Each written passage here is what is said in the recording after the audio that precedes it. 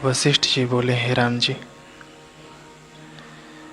जागृत में जो सुषुप्ति रूप स्थित है और जिसमें कोई फुरना नहीं, ऐसे चैतन्य स्वरूप आत्मा की हम उपासना करते हैं। मधुर में जो मधुरता और तीक्ष्ण में तीक्ष्णता और जागृत में चलना शक्ति है, उस चैतन्य आत्मा की हम उपासना करते हैं। हाँ, चैतन्य आत्मा कैसा है? मधुर जो मिठास है, मिठास मीठी वस्तु में मिठास जिसकी है, और तीक्ष्ण वस्तु में तिखास जिसकी है, और जागृत में इंद्रियां जिससे जागृत का व्यवहार करती है। स्वप्ने में हिता नाम की नाड़ी में जो स्वप्ने की दुनिया बनाता है, और गहरी नींद में सारी थकान मिटाकर दूसरे दिन काम आने जैसा करता है।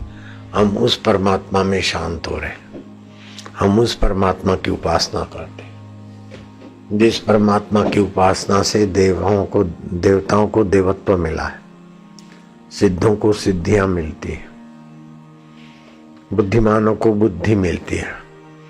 बुद्धियां बदल जाती है, सिद्धियां बदल जाती, फिर भी जो नहीं बदलता, हम उस शांत चैतन्य परमेश्वर की उपासना करते हैं।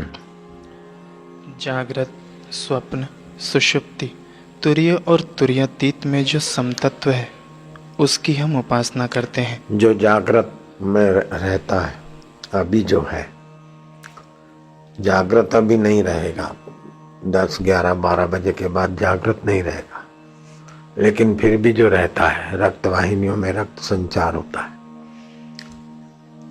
नींद में जो रहता है, जागृत नींद में नहीं है, नींद जागृत में नहीं है, स्वप्न में दोनों नहीं है, लेकिन सब में जो ज्यों का त्यों है, उस परमेश्वर को हम अपना आत्मा मानते, उसकी हम उपासना करके मुक्त आत्मा हो रहे हैं। बहुत ऊंची साधना है। हम उस परमेश्वर की उपासना करते, जो जागृत में भी है, स्वप्न में भी है, सुषुप्ति में भी है। तीनों अवस्था बदल जाती है। मधु में मधुरता, तीक्ष्ण में तीक्ष्णता जिसकी सत्ता से है, सूर्य में प्रकाश जिसका है, चंद्रमा में शीतल चांदनी जिसकी है, जल में रस जिसका है, अग्नि में तेज जिसका है, वायु में स्पर्श जिसका है, आकाश में अवकाश जिसका है, हम उस ब्रह्म परमात्मा की उपासना करते। आधा घंटा रोज ध्यान करना ही चाहिए। पढ़ो। हे राम जी, जैसे बालक अपनी परछाई में भूत की कल्पना कर भय पाता है और जब विचार कर देखता है तब भूत कोई नहीं, सब भय दूर हो जाता है, वैसे ही आत्मा के अज्ञान से अंधेरे में ये भूत है, चोर है, क्या है, कल्पना करके व्यक्ति भयभीत होता है। जब ठीक से प्रकाश डालता है तो ठूठा है, न भूत है, न चोर है, न साहूकार है, न तपस्वी है। ऐसे ही आत्मा का अज्ञान से ये अपना है, ये पराया है, ये ऐसा है, ये ऐसा है, ये सब कल्पनाओं में तपे जा रहे हैं, मरे जा रहे हैं। ऊंचे विचार से ऊंचे कर्म, साधना से ऊंचे विचार, सत्संग से ऊंचे विचार, ऊंचे भाव, ऊंचे भाव से ऊंचे कर्म, ऊंचा फल। ऊंचे फल को भी ऊंचे में ऊंचा ईश्वर को दे दिया तो ईश्वर ही फल स्वरूप मिल जाएगा। ईश्वर मिले तो अनंत फल। तीर्थ न आए एक फल, संत मिले फल 4, सतगुरु मिले अनंत फल, कहत कबीर बीजा। ईश्वर में टिक जाओ तो फिर ये देवता फलाना ढिंगना किसी की जरूरत नहीं है। ईश्वर में टिकने की कला आ जाए तो बस हो गया। फिर ये टूना, ये टोटका, ये फलाना, ये तांत्रिक मान कोई जरूरत नहीं है।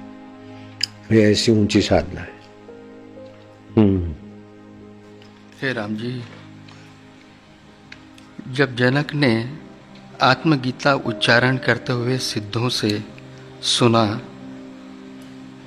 कि पहला सिद्ध बोला कि यह दृष्टा जो पुरुष है और दृश्य जो जगत है, उस दृष्टा और दृश्य के मिलाप में जो बुद्धि में निश्चित आनंद होता है और इष्ट के संयोग और अनिष्ट के वियोग का जो आनंद चित्त में दृढ़ होता है, वह आनंद आत्म तत्व से उदय होता है। बोलो, कितना साफ बता दिया भगवान की एड्रेस। नव सिद्ध आपस में साधना विषय बात कर रहे थे। राजा जनक एकांत में अरण्य में गए तो सिद्ध पुरुष आपस में सूक्ष्म रूप से आपस में वार्ता कर रहे थे। जनक ने सुन लिया। तो हम उपासना करते हैं, जो दृष्टा और दृश्य के मेल से आनंद उपजाता है, उस आनंद स्वरूप की हम उपासना करते हैं। दृश्य है गुलाब, दृष्टा है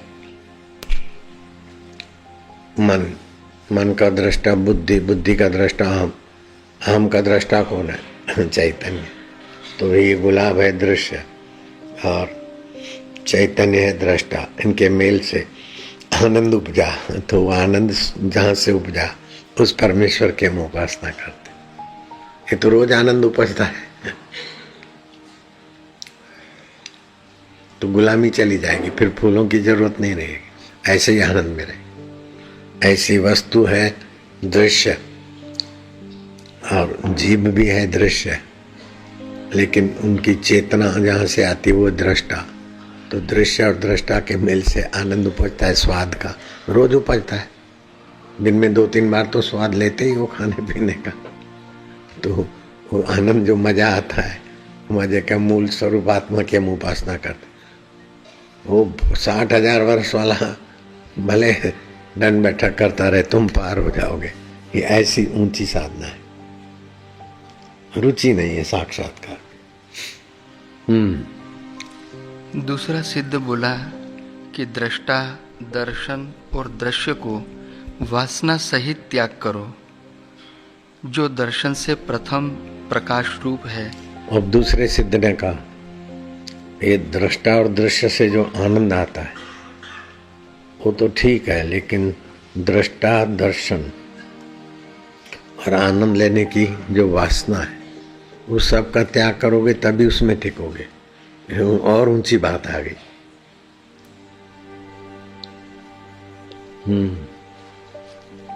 जो दर्शन से प्रथम प्रकाश रूप है और जिसके प्रकाश से ये तीनों प्रकाशते हैं, उस आत्मा की हम उपासना करते हैं।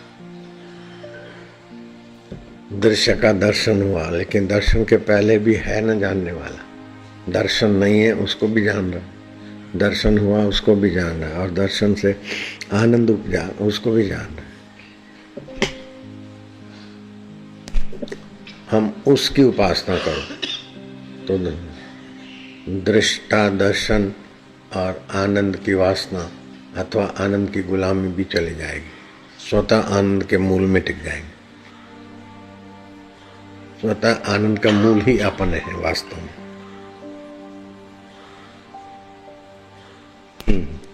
तीसरा सिद्ध बोला कि जो निराभास है और निर्मल है, जिसमें मन का भी अभाव है, अर्थात अद्वैत रूप है, उसकी हम उपासना करते हैं। इससे पढ़ो। तीसरा सिद्ध बोला कि जो निराभास है और निर्मल है, जिसमें मन का भी अभाव है। निराभास है, निर्मल है और मन का भी अभाव है। ये जगत आभास मात्र है और अपनी वृत्ति से भी सब भासता है। तो जो भासता है वो आभास से भासता है। आभास क्या? चैतन्य का आभास अंतःकरण में पड़ता है, उससे वृत्ति निकलती है, उससे सब भासता है। वृत्ति की भासमानता के सिवा कुछ दिखेगा नहीं। रात को सो गए गहरी नींद में, तो वृत्ति की भासमानता नहीं रहेगी। तो मुंह में लड्डू हो, आँख के आगे कुछ पलक ऊंची करके भी कुछ दिखाओ तो नहीं दिखेगा। कोई हल्का फुल्का आवाज भी पता नहीं चलेगा, हल्का फुल्का स्पर्श का भी पता नहीं चलेगा। जब जोरदार आवाज होगा, जोरदार स्पर्श होगा, तब वो वृत्ति आरूढ़ आभास की वृत्ति आरूढ़ से ही इंद्रियों में सजगता आएगी। तब पता चलेगा सुनाई का आवाज, सूंघने की गंध, ये सब वृत्ति से ही सापेक्ष है। क्लोरोफॉर्म दे दो, बेहोशी दे दो, तो देखना, सूंघना, सुनना सब बंद, तो वृत्ति दब गई। तो वृत्ति में जो चैतन्य की धारा है, जैसे सूरज से किरण निकलते रहते, ऐसे सच्चिदानंद से वो वृत्ति। तो वृत्तियां तो कई आती जाती, और जैसी वृत्ति आती उस समय ऐसा अपने को मानते कैसी कैसी वृत्तियां आई वो तो भी याद भी नहीं, लेकिन अपन है तो अपन शाश्वत है, वृत्तियां परिवर्तनशील, अपन नित्य है, वृत्तियां अनित्य है। तो वृत्तियों में ही सुख दुख होता है, वृत्तियों में ही इच्छा वासना ये सब होता है। तो वृत्ति के मूल में टिक गए तो इच्छाओं का महत्व नहीं रहेगा, वासनाओं का महत्व नहीं रहेगा, तो जीवन मुक्त होगा, जीते जी मुक्तात्मा होगा। अभी वृत्तियों में फंसे इसीलिए दुखी होते हैं, अथवा सुख की भावना से भटके जा रहे हैं। बड़ा होने की भूत गुस्सा है, अपने कितने बड़े हैं कि एक भारत तो क्या है, एक पृथ्वी का राज्य तो क्या, अनंत सृष्टियों का राज्य मिल जाए तब भी अपनी बराबरी नहीं कर सकता। अपन ऐसे बड़े हैं मूल स्वरूप में, लेकिन उसको नहीं जानते। तो वृत्ति में आ गए, जीवत्व में आ गए, शरीर में आ गए, नौकरी में आ गए। आपकी कृपा हुई, मेरे को 10 करोड़ का बिजनेस मिल गया। अरे कुछ भी नहीं बुद्धू, मरोगे कि नहीं मरोगे, और मरोगे तो क्या ले जाओगे? बोले कुछ भी नहीं। तो जख मारना हुआ संसार में, और क्या हुआ?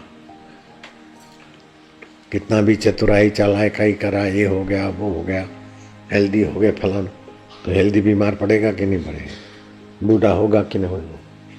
मरेगा कि नहीं मरेगा?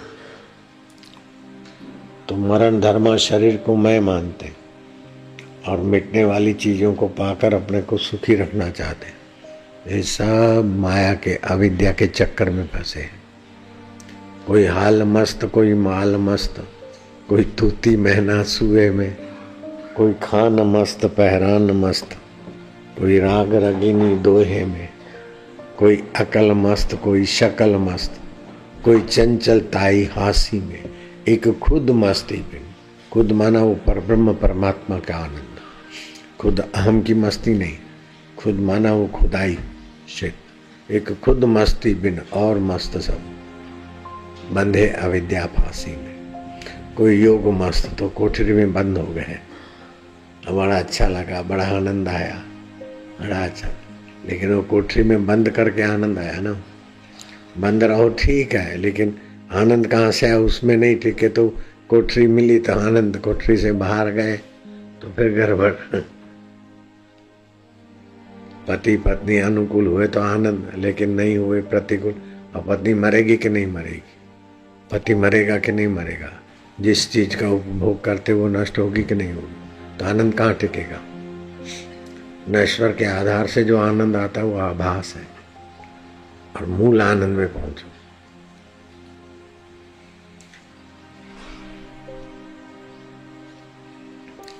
फलाना देवता है, फलाना देवता है, ये देवता है।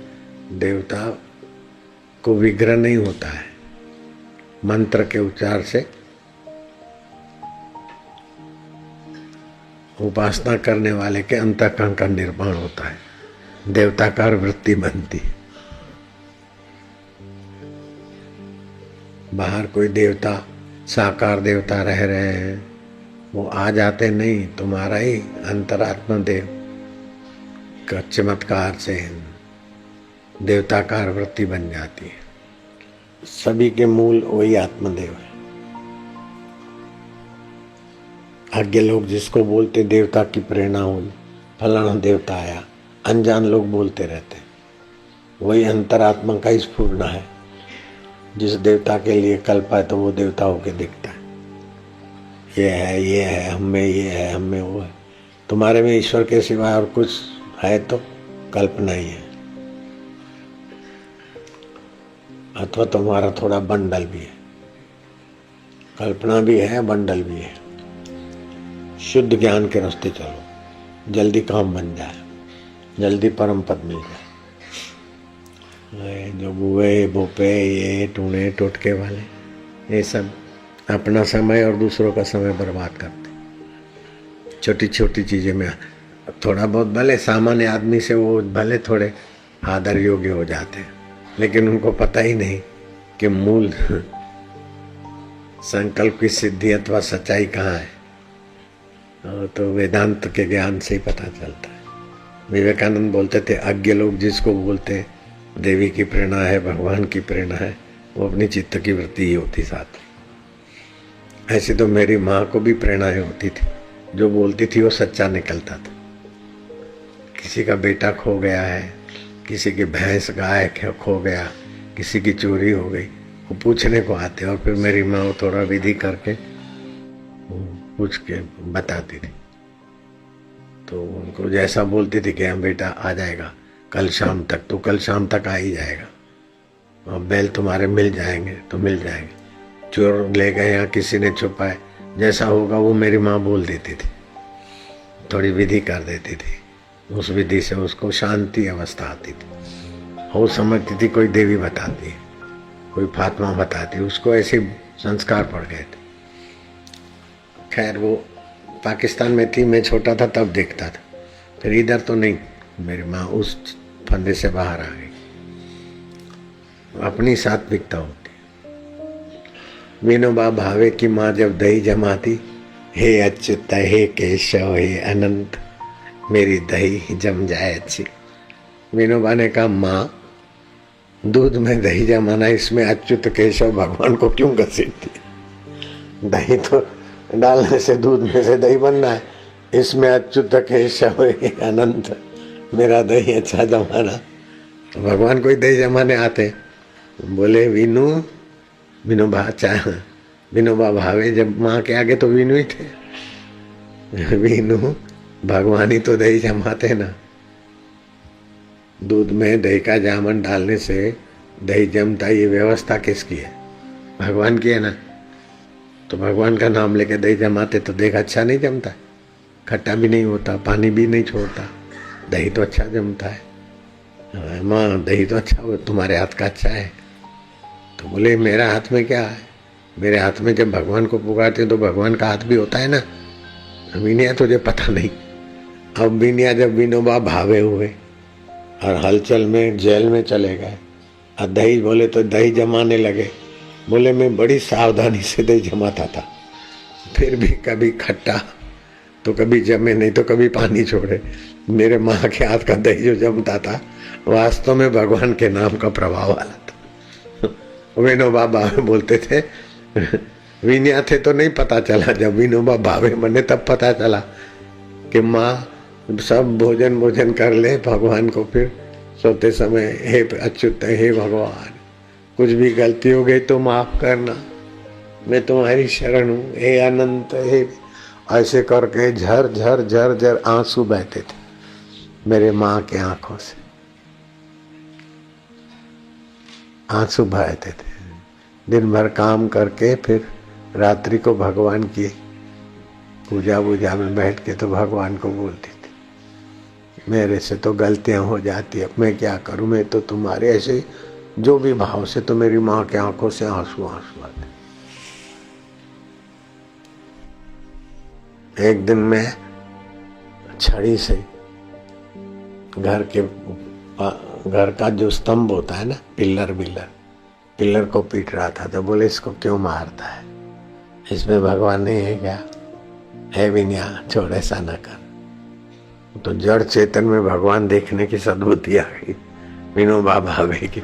माँ को जब ऐसी माँ हो तो फिर विनोबा भावे संत बन जाए तो क्या बड़ी बात है। चलो, जो वैराग्य और विचार से संपन्न चित्त है वही आत्मदेव को देखता है। हाँ, वैराग्य और विचार, संसार का राग आकर्षण नहीं हो और शुद्ध विचार है, वही आत्मदेव की उपासना में सफल हो जाता है। आत्मदेव को पाना सर्वोपरि है। भगवान कृष्ण को पाया, राम को पाया, वैकुंठ में जाके रहे, फिर भी गिरने का भय रहता है। आत्मज्ञान के बाद कुछ नहीं। ब्राह्मी स्थिति प्राप्त कर कार्य रहे ना शेष, मोह कभी ना ठग सके इच्छा नहीं लवलेश। आत्मज्ञान के सुख के आगे दुनिया के सुख की इच्छा क्या रहेगी? पूर्ण गुरु कृपा मिली, पूर्ण गुरु का ज्ञान, फिर आगे का तुम समझ लेना। आगे का तुम समझ जाते हो। हे राम जी, चौथा सिद्ध बोला कि जो दृष्टा और दृश्य दोनों के मध्य में है और अस्ति नास्ति दोनों पक्षों से रहित प्रकाश रूप सत्ता है और सूर्य आदि को भी प्रकाशता है। सूर्य को भी प्रकाशित करता है, सूर्य को भी उसी से मिलता है जिससे तुमको मिलता है। माँ का दूध जिससे बनता है उसी से तुम्हारी रोटी का खून भी बनता है। कैसा है वो? सूर्य को भी 1 सेकंड में 50 लाख टन हाइड्रोजन सूर्य खा जाता है। ये सारी पृथ्वी का hydrogen gas 50 lakh ton 1 second में। तो 1 मिनट में कितना हुआ गिनो? 2 मिनट में 1 करोड़ टन, तो 30 करोड़ टन 1 मिनट में। 30 करोड़ टन हाइड्रोजन 1 मिनट में, तो घंटे में कितना खाता है? और फिर बदले में देता भी उतना ही है। कैसी व्यवस्था है? उस सच्चिदानंद की सूरज को ये खुराक मिले, बदले में आग दे। लकड़ी को ये है, अग्नि को ये खुराक मिले, पत्थर का कोलसा मिले तो अग्नि दे, और अग्नि से फिर ये बने। कैसा सिद्धांत जमा दिया सच्चिदानंद ने। हाँ जी।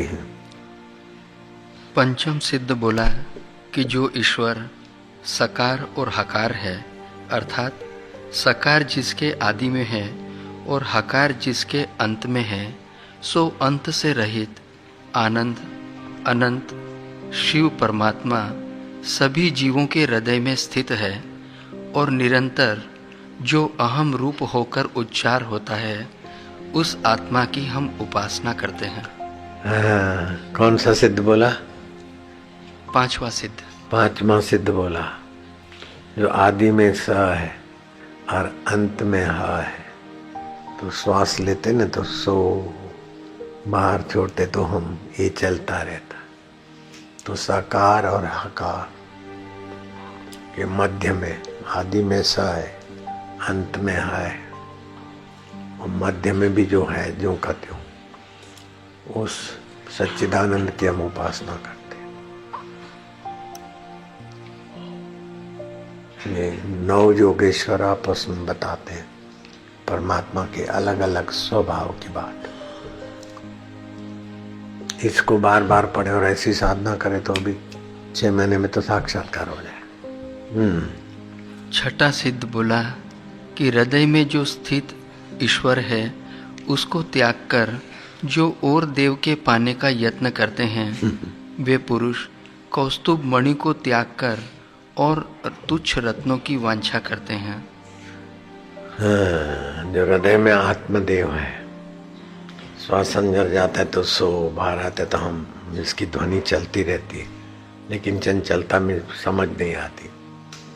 जो हृदय ईश्वर देव है उसकी उपासना छोड़कर जो बाहर के देवताओं को और अल्लाहों को और भगवानों को जिसको भी मानते हैं, वो कौस्तुभ मणि छोड़कर दूसरे रत्नों की वांछा करते हैं। किसी को पारस ढूंढने के लिए यमुनोत्री से ऋषिकेश आने का पुराना पैदल मार्ग में कई ऐसे पत्थर पारस के होंगे जो सोना बन जाता था बकरियों के खुर में।